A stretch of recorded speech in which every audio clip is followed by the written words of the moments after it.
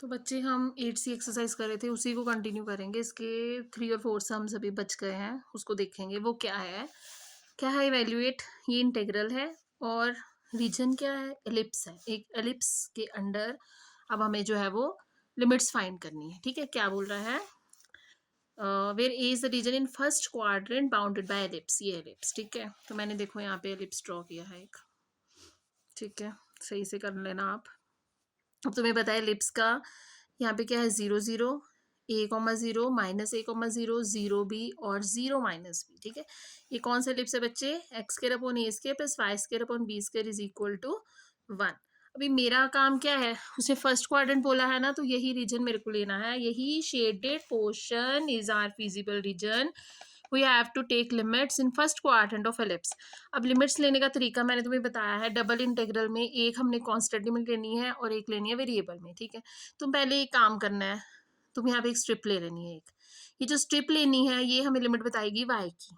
ठीक है, चलो अब देखो y की लिमिट की ही पहले बात कर लेते हैं। चलो y जो है बच्चे वो कहाँ से, देखो 0 से, इसका लोअर पॉइंट क्या है 0 और अपर पॉइंट ये ना, ये अपर पॉइंट की लिमिट कहाँ से आएगी इसकी, यहाँ से। इस एलिप्स की इक्वेशन से हम y निकाल लेंगे। ठीक है, अब x की बात करो, मतलब मैंने तुम्हें y की इसलिए पहले बताया कि y की लिमिट हमें वेरिएबल में लेनी है इसमें। ठीक है, और x की लिमिट देखो सीधी आएगी 0 to a। x की लिमिट क्या आएगी 0 to a और y की लिमिट क्या आएगी 0 to, इस इक्वेशन से मेरे को y की वैल्यू निकालनी है। ये देखो, in this region x varies from 0 to a and y varies from 0 to b upon a under root x a² minus x²। कैसे निकाला मैंने, ये इक्वेशन गिवन है ना बेटा, इसमें से y की वैल्यू निकाल ली है। ये देखो, तो मेरे पास रीजन क्या बन गया, x का 0 to a और y का क्या बन गया, ये बन गया दो। तो मेरे पास ये चीज़ आ गई, ये गिवन है। लिमिट ले ली, वेरिएबल की लिमिट हमेशा अंदर रखनी है, कांस्टेंट लिमिट हमेशा बाहर रखनी है। किसकी लिमिट है, y की है, इसलिए dy पहले लिख दिया है। सॉल्व करोगे इसका इंटीग्रल तो ये तुम्हारा आंसर आएगा। इंटीग्रल तुमने खुद से सॉल्व करना है, पेज नंबर 446 पे तुम्हें मिलेगा। ठीक है, नेक्स्ट देखेंगे। ये गिवन है dx अपॉन dy गिवन है। अच्छा, अब क्या चीज गिवन है, ये बेटा ये किसकी इक्वेशन है, x के प्लस y स्क्वायर इक्वल 1, ये सर्कल की इक्वेशन है। ठीक है, तो मैंने एक सर्कल ड्रॉ कर लिया यहाँ पे। और क्या बोला है, x is equal to 0, x is equal to 0 क्या होगी, ये वाली होगी। ठीक है, जो जो बोला है वो देख लो। y इज इक्वल टू 0 क्या होगा, ये होगा। ठीक है, और x के plus y square is equal to 1 ये रीजन होगा। समझ गए। और एक चीज और दे दी है, 5y इज इक्वल टू 3। अब 5y इज इक्वल टू 3 कौन सी लाइन होगी, यही तो होगी ना, यही लाइन होगी ना। मतलब y की वैल्यू है y is equal to 3/5 something आएगा, तो यही लाइन होगी 5y इज इक्वल टू 3। ये लाइन बना ली मैंने। ठीक है, अब देखो यहाँ पे, देखो मैंने स्ट्रिप बनाई है। अब तुम देखो यहाँ पे, अगर मैं y की बात करूँ ना, y की ध्यान से देखना बिल्कुल, y की बात करूँ तो लोअर लिमिट तो 0 है। इस लाइन पे जाके y की अपर लिमिट मिलेगी। मैं यहाँ पे, ये लाइन कौन सी, यहाँ पे y की वैल्यू क्या आएगी 3/5।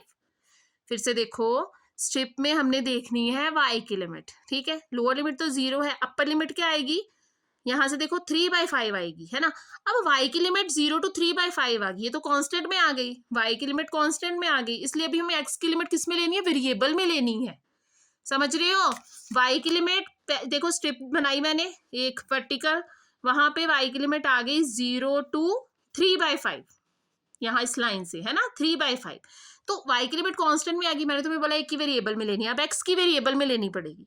तो x की लिमिट अब क्या आएगी, x की लिमिट आएगी, x की लिमिट इस एरिया में है, इस एरिया में देखनी है 0 to ये। अब x की लिमिट कहाँ कैसे निकलेगी, यहाँ से निकली। ये सर्कल की इक्वेशन क्या है, यहाँ से x की वैल्यू निकलेगी कैसे, 1 minus y square under root.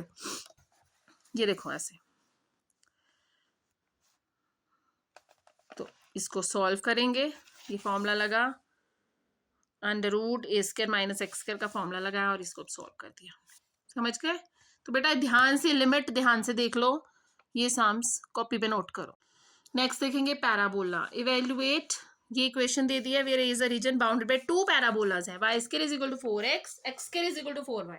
अब तुम्हें पैराबोला की डायरेक्शन पता है कैसी होती है ना, y² is equal to 4x वाला पैराबोला ऐसे होगा, ठीक है जी, और x² is equal to 4y वाला पैराबोला इस डायरेक्शन में होगा, अपर डायरेक्शन में होगा, है ना।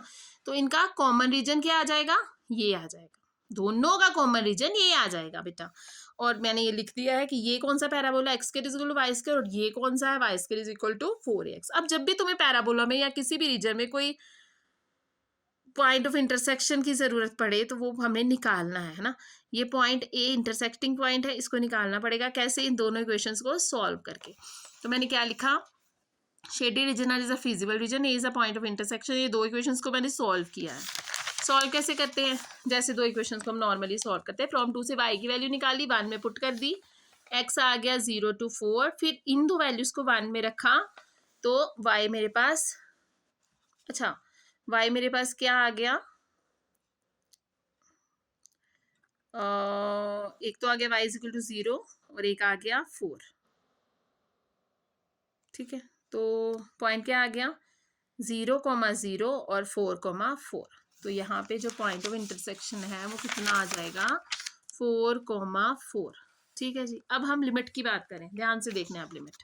अब लिमिट की बात करें, चलो ये अब यहाँ से देखो, इसमें पिछले सम में y की लिमिट जो है वो कांस्टेंट आ रही थी, इसलिए हमें x की वेरिएबल में लेनी पड़ी, अदरवाइज तुम्हें पहले x की लिमिट ही देखनी है। अब यहाँ पे देखो x की लिमिट क्या आएगी, यहाँ से इस रीजन में x की लोअर लिमिट क्या है 0 और अपर लिमिट क्या है 4, तो x की लिमिट क्या आ जाएगी 0 to 4। समझ गए। अब y की लिमिट क्या आएगी बताओ, ये इस एरिया में, ये यहाँ पे y की लिमिट, ये कौन सा पैराबोला है, ये है ना। यहाँ पे y की वैल्यू क्या है 4/x² है ना, और अपर लिमिट यहाँ पे है, यहाँ पे y की वैल्यू क्या है 2√x। समझ रहे हो। फिर से देखो, ये रीजन कॉन्स्टेंट शेडेड रीजन हमारा क्या है, फिजिबल रीजन है। x की लिमिट क्या आएगी 0 to 4, y की लिमिट क्या आएगी, लोअर पॉइंट देखो कौन से पैराबोला पे है, इस पे है ना, इसकी आर्क पे है ना, तो यहाँ पे y की वैल्यू निकाल लो, क्या आ जाएगी x²/4। अपर यहाँ पे है, ये कौन सा है, ये y² is equal to 4x, यहाँ पे y की वैल्यू निकालो 2√x। तो यही मेरी y की और x की लिमिट्स आ जाएंगी। ये देखो पुट किया, इसको सॉल्व करेंगे तो ये तुम्हारा क्या आ जाएगा, आंसर आ जाएगा।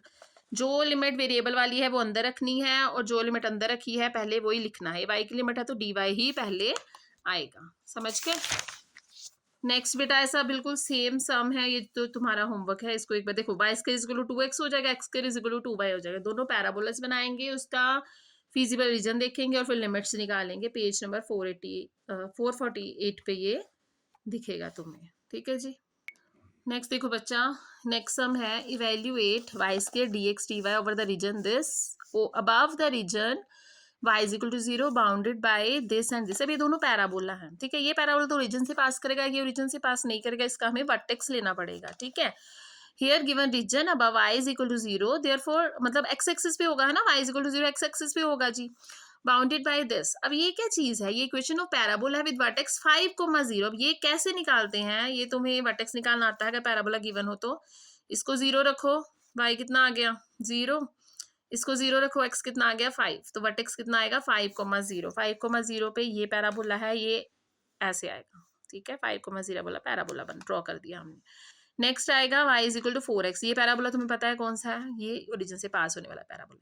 दो पैराबोला बन गए, ये वर्टेक्स पता है। अब ये फिर से पॉइंट ऑफ इंटरसेक्शन है बेटा, दोनों इक्वेशंस पैराबोला की को सॉल्व करके मैंने पॉइंट ऑफ इंटरसेक्शन निकाल लिया। देखो मैंने क्या लिखा है यहाँ पे, here given region above y is equal to 0, that is x axis, bounded by y² is equal to 5 minus x, which represents equation of parabola with vertex 5,0, and other y is equal to 4x is a parabola with vertex 0,0। ठीक है, shaded region और feasible region दे, ये दो equations है बेटा, इनको मैंने solve किया तो मेरे पास, अच्छा देखो फ्रॉम 1 से मैंने मतलब 4x की वैल्यू मैंने किस में रख दिया है, इसमें रख दी, इक्वेशन नंबर 2 में रख दी, x आ गया 1।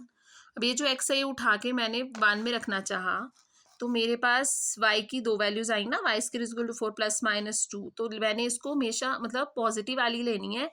क्यों पॉजिटिव वाली लेनी है, क्योंकि इसने बोला हुआ है कि जो y है वो ग्रेटर देन 0 है। ठीक है, यहाँ पे तुमने पॉजिटिव वैल्यू लेनी है y की, तो ये तुम्हारा पॉइंट ऑफ इंटरसेक्शन आ गया। अब हम बात करेंगे लिमिट्स की। अब लिमिट्स की बात करो, ये शेडेड रीजन आ गया। ठीक है, अब लिमिट्स देखेंगे बच्चे, इसमें हम ध्यान से देखना, इसकी भी लिमिट्स की बात करते हैं। चलो ये देखो, ये स्ट्रिप ली मैंने फिर से एक। ठीक है, अब यहाँ पे ध्यान से देखो, यहाँ पे यहाँ पे लोअर पॉइंट y का क्या है 0 और अपर पॉइंट y का क्या है 2। ठीक है, तो यहाँ पे जो अपर पॉइंट है y का, वो y की लिमिट जो फिर कांस्टेंट में आ गई, इसलिए हमें x की लिमिट फिर से किस में लेनी है, वेरिएबल में लेनी है। अब x की लिमिट क्या आएगी बताओ, इस पैराबोला पे है x की लिमिट, ये कौन सा पैराबोला है, ये वाला। तो यहाँ पे x की वैल्यू क्या आएगी, y²/4 और अपर लिमिट यहाँ से y की वैल्यू कितनी आएगी, √5 - x। तो ये आ जाएगा तुम्हारा लिमिट। तो इसको हम सॉल्व करेंगे जब, तो तुम्हारा आंसर आ जाएगा। इसको तुम खुद सॉल्व करना, इंटीग्रल है पेज नंबर 451 पे, एग्जाम्पल 38 है बेटा, इसको एक बार ध्यान से देख लेना। ठीक है, तो ये बेटा सम्स जो है वो कॉपी पे नोट कर लो। 8C एक्सरसाइज तुम्हारी खत्म होती है। नेक्स्ट वीडियो में थोड़ी देर में तुम्हें 8D एक्सरसाइज की डालूंगी, उसको भी देखना और करना है कॉपी पे।